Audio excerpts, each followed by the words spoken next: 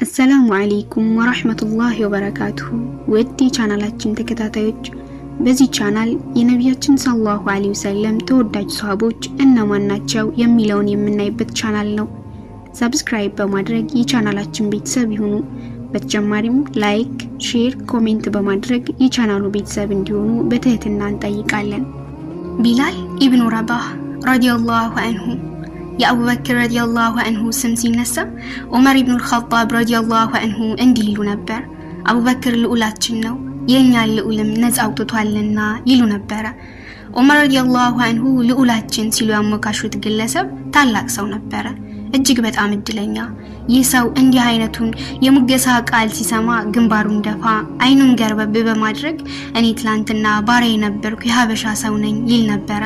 ለመሆኑ የትላንቱ የሀበሻ ባሪያ የዛሬው ልዑል ማን ይሆን? ቢላል ኢብኑ ረባህ። አዎ ቢላል ኢብኑ ረባህ ነበር። የኢስላም ሙአዚንና የጣዖት አሳፋሪ ነው። የእምነትና የእውነተኝነት ኢማንና ሲድቅ ወርቃማ ፍሬ ነው። በየትኛውም ጊዜና ቦታ ከሚገኙ ሙስሊሞች መካከል ቢያንስ ከ10 7ቱ ቢላልን ያውቁታል። ስሙን ዝናውንና ሚናውን በሚገባ ያውሱታል። በሚሊዮን የሚቆጠሩ ሰዎች አቡበክርና ዑመርን እንደሚያውቁት ሁሉ የቢላል ስም እንግዳ አይሆንባቸውም። ህፃናትን ቢላል ማን ነው ብለህ ብትጠይቅ የአላህ መልእክተኛ ሰለላሁ ዐለይሂ ወሰለም ሙአዚን ነው ይሉሃል። አሳዳሪው በጋለ ድንጋይ ላይ በማስተኛት ሲያሰቃየው ወደ ጥንት እምነቱ ከመመለስ ይልቅ አሃድ በማለት ጽናቱን የገለጠ ሰው ነበር የሚል ምላሽ ታገኛለህ። ይህ ሁሉ ታላቅ ዝናና እውቅና ያተረፈው ቢላል ኢስላምን ከመቀበሉ በፊት በህዝቡ ዘንድ ከእንስሳ ተለይቶ የማይታይና የተናቀ ባሪያ መሆኑን ማስታወስ ያሻል። ይህ ሰው ኢስላምን ባይቀበል ኑሮ የአሳዳሪውን ግመል ከመጠበቅ ሌላ የህይወት ሚና የማይኖረው፣ ከሞት በኋላ ቀርቶ በህይወት ዘመኑ አስታዋሽ አካል የሌለው ተራ ፍጡር ሆኖ በቀረ ነበር። ነገር ግን በእውነተኛ ኢማን በመጠመቁ ታታሪና ቀናኢ በሆነው የገባበት ሃይማኖትም እጅግ ታላቅ በመሆኑ ቢላል ኢስላም ከሚያወሳቸው ድንቅ ሰዎች መካከል በመጀመሪያ ምዕራፍ ተጠቃሽ ለመሆን በቅቷል። እንደውም ከፍተኛ የታሪክ ሰዎች የቢላልን ያክል ትውስት አልተቻሉም። የቆዳው መጥቆር የሙያውና የዘሩ እውቅ ያለ መሆን በሰዎች ዘንድም ትላንትና ነፃ የወጣው ባሪያ መሆኑ ቢታወቅም ኢስላምን ከመረጠ በኋላ ወደ ከፍተኛ ደረጃና ማዕረግ ለመሸጋገር አላዳገተውም። እንደ ቢላል ያለ ከአረብ ጎሳ ያልሆነ ባሪያ ዘመድና ኃይል የሌለው ሰው ለታላቅ ዕጣ ይበቃል ብሎ የሚገምት አልነበረም። ከቁረይሽ ነገድ ውስጥ በታላቅነታቸው የሚታወቁና ኢስላምን የተቀበሉ ግለሰቦች ሲመኙት የነበረውን የነብዩ መሐመድ ሰለላሁ ዐለይሂ ወሰለም ሙአዚን የመሆን እድል ቢላል ማግኘቱ የሚደንቅ ነው። የቢላል እናት ጥቁር ሀበሻ ናት። የአላህ ውሳኔ ሆነና የበኒ ጁማህ ጎሳ አባል ለሆነው ሰው በባርነት ተመዘገበ። እናቱም የዚህ ጎሳ አባል ባሪያ ነበረች። ዛሬ አንዳችም መብት የሌለውና ለነገም አንዳችም ተስፋ የሌለው ተራ ባሪያ ነበር ቢላል። የሙሐመድ ሰለላሁ ዐለይሂ ወሰለም ዜና ከቢላል ጆሮ መግባት ጀመረ። የመካ ሰዎች በትኩስ ወሬነት የሚነጋገሩት ሙሐመድ ሰለላሁ ዐለይሂ ወሰለም ነብይ ነኝ ብሎ የመነሳቱን ጉዳይ ነበር። አሳዳሪውና እንግዶቹ በዚህ ርዕስ ጉዳይ ላይ ሲወያዩ ይሰማል። በተለይ ኡመያ ኢብኑ ኸለፋ የተባለው አሳዳሪው ተንኮል የተሞላበት ውይይትና ምክክር ከጥቂት ሰዎችና ከበርካታ እንግዶች ጋር ሲነጋገር አድምጧል። የቢላል ጆሮ ተሳዳቢዎቹ ከሚናገሩት የጥላቻ ንግግር ውስጥ ሙሐመድ ሰለላሁ ዐለይሂ ወሰለም ለተነሱበት ዓላማና ምን እያሉ እንደሚያስተምሩ ሊቀነጭብ ቻለ። አዲስ የመጣው ሃይማኖት ለአካባቢው እንግዳ ስር ነቀል ለውጥ ለማምጣት ያለመ ሙሐመድም ሰለላሁ ዐለይሂ ወሰለም ምንም እንኳን ነብይ ነኝ ብሎ በመናገራቸው ተቃውሞ የገጠማቸው ቢሆንም ታማኝ እውነተኛና በስነ ምግባር የታነጹ መሆናቸውን ከጠላቶቻቸው ጉንጮች አንደበት አድምጧል። ሙሐመድ አንድም ቀን ዋሽቶ አያውቅም። የአእምሮ ዘገምተኛም ሆነ እብድ አልነበረም። ዛሬ ግን እኛ እርሱን በእነኚህ ነገሮች መጥራት ይኖርብናል። ወደ እርሱ የሚጎርፉት ሰዎች መግታት የምንሻው በዚህ መንገድ ነው በማለት ሲዶልቱ ታዝቧቸዋል። ሙሐመድ ሰለላሁ ዐለይሂ ወሰለም የሚቃወሙት በቅድሚያ የአባቶቻቸውን ዲን ቀጣይነት ለማረጋገጥ ሲሆን በሁለተኛ ደረጃ ደግሞ የቁረይሽ የበላይነት የሚያከስም መሆኑ ስለተሰማቸው ነው። ቁረይሽ በመላው አረብ ለጣዖታዊ እምነት ማዕከል በሆነችው በመካ የሚገኝ ነገድ በመሆኑ ተፈሪነቱና ከበሬታው የላቀ ነበር። በሶስተኛ ደረጃ ሐሽም ተብሎ በሚታወቅ የነብዩ መሐመድ ሰለላሁ ዐለይሂ ወሰለም የዘር ሐረግ ቤተሰብ ላይ ያሳደሩት ቅናትና ምቀኝነት ነበር። ከበኒ ሐሽም ቤተሰብ ነብይና መልእክተኛ መምጣቱ እንደ ሽንፈት ቆጥረውታል። ሁሉም ቤተሰብና ጎሳ ነብይ ከራሱ ወገን እንዲመጣለት ይሻ ነበር። ከለታት አንድ ቀን ቢላል ኢብኑ ረባ የኢማን ብርሃን ፈነጠቀበት። ምርጫውን ይፋ ማድረግ እንዳለበት ወሰነ። ወደ ነብዩ መሐመድ ሰለላሁ ዐለይሂ ወሰለም በመሄድ ለኢስላም እጁን መስጠቱን ይፋ አደረገ። የቢላል መስለም በመካ ምድር ተሰማ። የበኒ ጁማህ መሪዎች በቁጣ ተወጠሩ። በተለይ አሳዳሪው የኢስላም ጠላት ኡመያ ኢብኑ ኸለፋ ሀበሻዊ ባሪያ መስለሙን እንደ ታላቅ ነውርና ንቀት ቆጥሮታል። ለዚህም እንዲህ አለ: ይህ ኮብላይ ባሪያ በመስለሙ ፀሐይ ተመልሳ የምትጠልቅ አይመስለኝም ሲል ቁጭቱን ገለጹ። ቢላል ግን ለኢስላም ብቻ ሳይሆን ለመላው የሰው ዘር የሚያኮራ አቋም ከመውሰድ ወደ ኋላ አላለም። አላህ ሱብሓነሁ ወተዓላ የአንድ ሰው የቆዳ ቀለሙን መጥቆሩን ከፍተኛውን የኢማን ደረጃ ከማግኘት የሚያግደው እንደማይሆን በቢላል ተምሳሌነት አስተምሮናል። ቢላል ለዘመኑ ሰዎችና ከርሱ በኋላ ለመጣው ትውልድ እንዲሁም ለሚያጋሩትም ሆነ ለማያጋሩት ወገኖች ያስተማረው ትምህርት ቢኖር የህሊና ነፃነትና ሉዓላዊነት ምድር የሞላ ንዋይ ሆነ አሰቃቂ ቅጣት ሊበግረው እንደማይችል ነው። ቢላል እርቃኑን በትኩስና አሸዋማ መሬት ላይ እንዲንከባለልና ቋጥኝ ድንጋይ ደረቱ ላይ እንዲጫን ተደርጓል። ግን እምነቱን ሊቀይር አልፈቀደም። በተከታታይና በተደጋጋሚ ኢሰባዊ ድርጊት ተፈጽሞበታል። የቁረይሽ ሹማምንት አንድን ባሪያ ሊያሳምኑትና ወደ ቀድሞ እምነቱ ሊመልሱት ባለመቻላቸው ቁጭትና ሀፍረት ስለተሰማቸው ክብራቸውን ለመጠበቅ ሲሉ ቢላልም ቢያንስ ስለ አማልክቶቻችን ጥቂት በጎ ነገር እንዲናገር ጠየቁት። አሻፈረኝ አለ። ህይወቱን ከስቃይ ምናልባትም ከሞት ለማዳን አማልክታቸውን ከልብ እንኳን ባይሆን ማመስገን በቂ ነበር። ታላቁ ቢላል ግን ከስጋዊ ህመም መንፈሳዊ የበላይነትን በመምረጡ ለጠላቶቹ ጥያቄ ምላሽ ለመስጠት ፈቃደኛ አልሆነም። ይልቁንም በተደጋጋሚ አሃድ በማለት የመለኮትን አንድነት ያውጅ ነበር። ላትና ኡዛ የተሰኙ ጣዖትን እንዲያውሳ ያለመታከት ይጠይቁታል። መልሱ ግን አሃድ ነበረ። እኛ የምንለውን ደጋግመህ በል በማለት ይገርፉታል። በምጸት ቃልም እናንተ የምትሉትን ለመናገር ምላስ አይችልም ይላቸዋል። ላትና ኡዛ ጌታዎች ናቸው ካልክ አንተም እምነትህንም እንተዋለን። በእርግጠኛ ራሳችን ስቃይ ተቀባዮች የሆንን ይመስላል። አንተን በማሰቃየት ደክመናል ይሉታል። ጭንቅላቱን በመነቅነቅ አሃድ የሚል ምላሽ ከመስጠት ባሻገር እጅ አልሰጠም ቢላል። ቁረይሾች ተስፋ አልቆረጡም። እናሰቃየው፣ እርሱ የኛ ወገን ነው፣ እናቱም የኛ ደንገጡር ነች፣ በመስለሙ እኛን የቁረይሽ መዘባበቻ አያደርገንም አሉ። ቢላል ግን ለተንኮላቸው አልተንበረከከም። አሃድ በማለት የአላህን አህዳዊነት ገለጸላቸው። ቁረይሾች ቢላልን ነፍሱን እስኪ ስትደርስ ደበደቡት። አቡበክር ረዲየላሁ ዐንሁ ቢላል ከሚሰቃይበት ቦታ ደረሱ። ደብዳቤዎቹን ወቀሷቸው። አንድ ሰው አምላኬ አላህ ነው በማለቱ ብቻ ልትገሉት ትሻላችሁን አሉ። ከዚያም ኡመያ ኢብኑ ኸለፋን ቢላልን ከገዛህበት ዋጋ ጨምሬ እከፍልሃለሁ ልቀቀው አሉት። ኡመያ በቢላል ተስፋ የቆረጠ በመሆኑ ከሚገለው ገንዘብ ቢያገኝበት የተሻለ መሆኑ ተሰማው። በአቡበክር ረዲየላሁ ዐንሁ ጥያቄ ከልብ ተደስቷል። አቡበክር ረዲየላሁ ዐንሁ ቢላልን ከገዙት በኋላ ነፃነቱን አወጁለት። አቡበክር ሲዲቅ ረዲየላሁ ዐንሁ ቢላልን ተረክበው ሊሄዱ ሲሉ ኡመያ እንዲህ በማለት ተሳለቀ።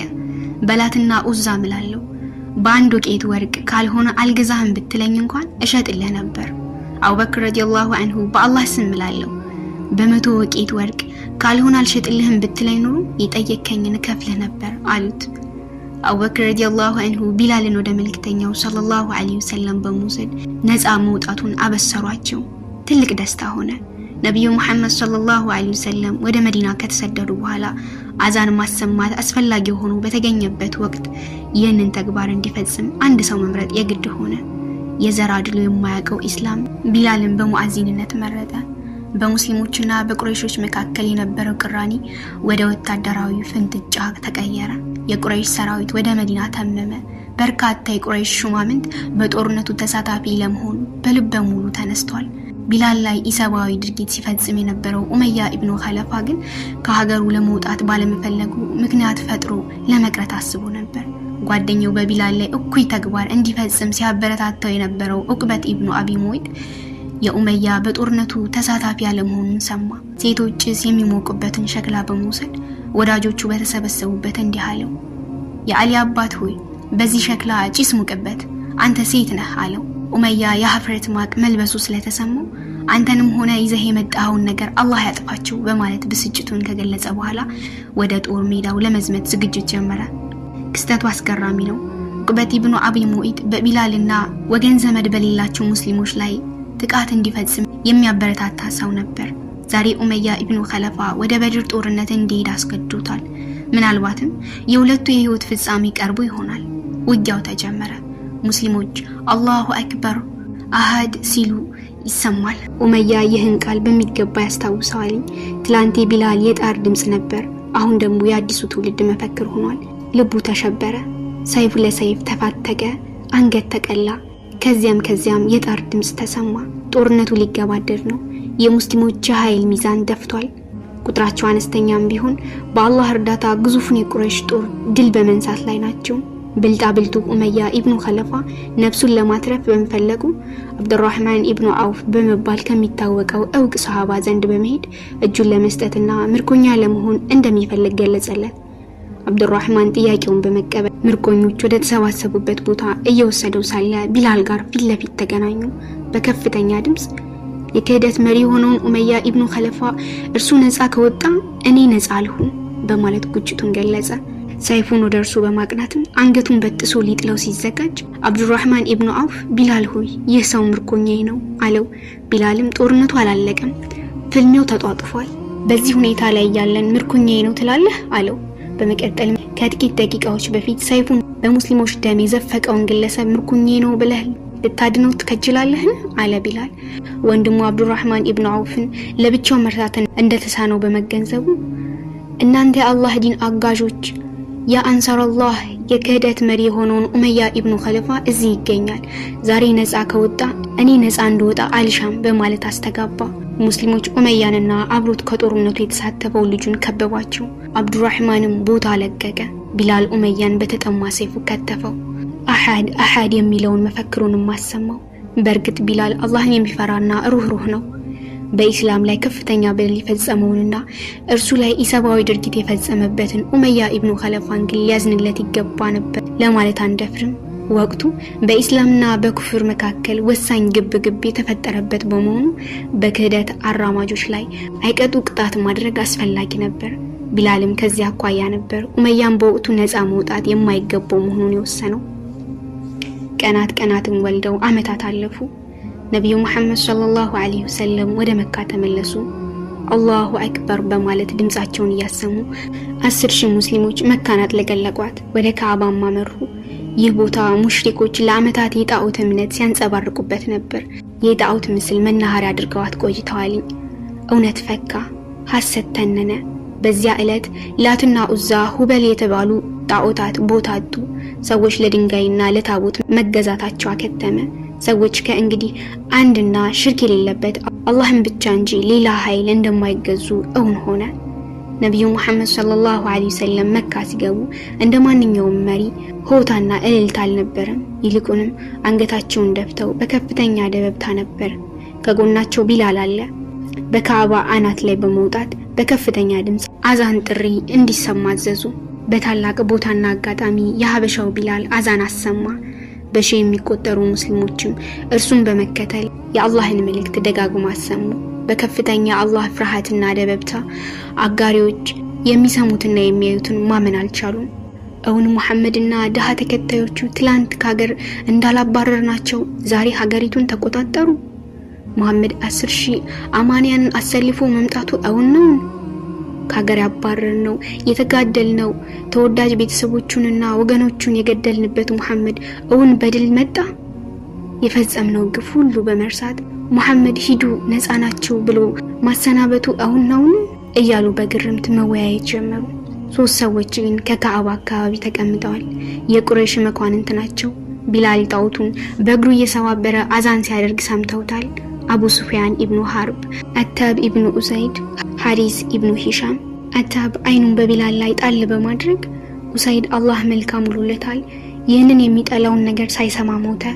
ሐሪስ ደግሞ በአላህ ስም እላለሁ መሐመድ ለዚህ ደረጃ የተገባ ነው የሚል እምነት ቢኖረኝ ኖሮ እከተለው ነበር ሲል በጥቂቱ ቀድሟቸው ኢስላምን የተቀበለው አቡ ሱፊያን ግን እኔ አንድም ነገር ለመናገር አልሻም፣ ብናገር እንኳን የጠጠር ሳይቀር የተናገርኩትን ለሙሐመድ ሰለላሁ ዐለይሂ ወሰለም ያደርሳል በማለት ስጋቱን ገለጸ።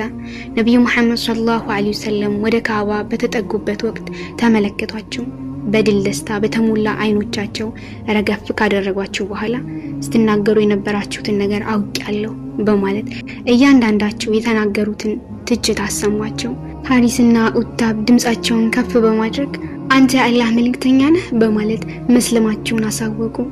አንድም ሰው ያልሰማ በመሆኑ ሶስተኛው ወገን ያልነውን ነገረህ ለማለት አንደፍርም። ስለ ቢላል ያላቸውን አመለካከት ቀየሩ። ነብዩ መሐመድ ሰለላሁ ዐለይሂ ወሰለም መካ እንደገቡ የተናገሩትን አዋጅ ተግባራዊ ማድረግ እንዳለባቸው አመኑ። ታላቁ ነብይ መሐመድ ሰለላሁ ዐለይሂ ወሰለም መካ በገቡበት ወቅት ይህንን ታሪካዊ ንግግር አድርገዋል። ህዝበ ቁረይሽ ሆይ አላህ ከእናንተ የጃሂልያ ደካማ አመለካከትና በአባት ቅድመ አያት መኩራራት አስወግዷል። ሰዎች ሁሉ የመነጩት ከአደም ነው፣ አደም ደግሞ የተነሳው ከአፈር ነው። ቢላል ከነብዩ መሐመድ ሰለላሁ ዐለይሂ ወሰለም ጎን ሳይነጠል ኑሮውን መግፋት ቀጠለ። እሳቸው በተገኙበት ዘመቻ ሁሉ ተሳትፏል። ለሶላት አዛን ያደርጋል። ከብርሃን ወደ ጨለማ ከባርነት ወደ ነጻነት ያወጣውን ታላቅ ዲን አርማ ያስተጋባል። ቢላል ከነብዩ መሐመድ ሰለላሁ ዐለይሂ ወሰለም ጋር ያለውን ቀረቤታ ከጊዜ ወደ ጊዜ እያደገ በመምጣቱ መልእክተኛው ሰለላሁ ዐለይሂ ወሰለም የጀነት ሰው እያሉ ያሞካሹት ነበር። እርሱ ግን ትላንትና ባሪያ የነበረ ሀበሻ መሆኑን ብቻ ነበር የሚያወሳው። ከዕለታት አንድ ቀን ለራሱና ለወንድሙ ሚስት ለማጨት ወደ አባቶቻቸው ሄደ። እንዲህም አላቸው፣ እኔ ቢላል እባላለሁ፣ ይህ ወንድሜ ነው። ሀበሻዊ ባሪያ ነን። በተሳሳተ እምነት ላይ ነበርን፣ አላህ መራን። ባሪያዎች ነበርን፣ ነፃ ወጣን። ልጆቻችሁን ከዳራችሁልን አልሐምዱሊላህ እንላለን፣ ከከለከላችሁን ደግሞ አላሁ አክበር እንላለን። የአላህን ታላቅነት እንድታውቁ እናሳስባለን አሉ። ነብዩ መሐመድ ሰለላሁ ዐለይሂ ወሰለም ወደ ተከታዩ ዓለም ከተሸጋገሩ በኋላ የሙስሊሞች የበላይ ሞግዚት ሆነው የተሾሙት አቡበክር ረዲየላሁ ዐንሁ ነበሩ። ቢላል ወደ መልእክተኛው ሰለላሁ ዐለይሂ ወሰለም ኸሊፋ አስተዳዳራዊ ምትክ በመሄድ እንዲህ አላቸው፣ አንተ የአላህ መልእክተኛ ሰለላሁ ዐለይሂ ወሰለም ምትክ ኸሊፋ ሆይ እኔ አላህ መልእክተኛው ሰለላሁ ዐለይሂ ወሰለም ለአንድ አማኝ ብልጫ ያለው ስራ ጂሃድ ማድረግ ነው ሲሉ ሰምቻለሁ። አቡበክር ረዲየላሁ ዐንሁ ቢላል ለመሆን የፈለከው ነገር ምንድነው አሉት። ቢላልም እስከሞት ድረስ በፊሰቢልላህ ላይ ለመሳተፍ ሻለሁ አለ። አቡበክር ረዲየላሁ ዐንሁ ማናዛን ያደርግልናል አሉት። ቢላልም እኔ ከአላህ መልእክተኛው ሰለላሁ ዐለይሂ ወሰለም በኋላ ለማንም ቢሆን አዛን አላደርግም አለ አይኖቹ ያነቡ። አቡበክር ረዲየላሁ ዐንሁ ቢላል ሆይ እባክህ ከኛ ጋር ቀርተህ አዛን አድራጊ ሁን አሉት። ቢላል ግን ቁርጥ አቋሙን አሳወቀ። ከባርነት ነፃ ያወጣኸኝ ለአንተ አገልጋይ እንደሆን ከሆነ ያሻህን ፈጽም ትችላለህ። ነፃ ያወጣከኝ ለአላህ ከሆነ ለእርሱ ተወኝ። አቡበክር ረዲየላሁ ዐንሁ ቢላል ሆይ እኔ ነፃ ያወጣሁ ለአላህ ስል ነው አሉት። ከዚያም በኋላ ስላለው የቢላል የህይወት ታሪክ መጽሐፍት የተለየ አቋም ይዘዋል። ከፊሎቹ የአቡበክር ረዲየላሁ ዐንሁ ተማጽኖ በመቀበል እሳቸው እስካሉ ድረስ በመዲና ቆይተዋል። ከዚያም በዑመር ረዲየላሁ ዐንሁ ወደ ሻም ይዘዋወር ዘንድ ፈቃድ ጠይቆ በሻም መኖር ጀምሯል ሲሉ፣ ሌሎቹ ደግሞ ከመጀመሪያው ወደ ሻም በመሄድ ባሰበው መስክ በየጊዜው በፊሰቢልላህ ወይንም የአላህ መንገድ በመታገል በመገኘት ህይወቱን አሳልፏል ይላሉ። ያም ሆነ ግን ቢላል የመጨረሻ ህይወቱን እንደ ጅማሬው ሁሉ በጂሃድ ለማሳለፍ ችሏል። አዛን ዳግም ለማድረግ ግን አቅም አልነበረውም። አሽሀዱ አነ ሙሐመድ ረሱሉላህ የሚለውን ሐረግ ጮሆ ለማሰማት ሳግ ይተናነቀዋል፣ እንባ ያሸንፈዋል። የነብዩ መሐመድ ሰለላሁ ዐለይሂ ወሰለም ትዝታ በአእምሮ ይቀረጻል፣ ትንፋሽ ያጥረዋል።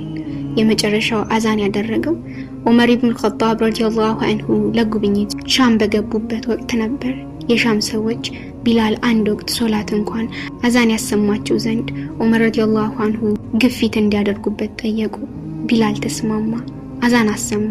እርሱና በነብዩ መሐመድ ሰለላሁ ዐለይሂ ወሰለም ዘመን የነበሩ ሱሐቦች በእንባ ተራጩ።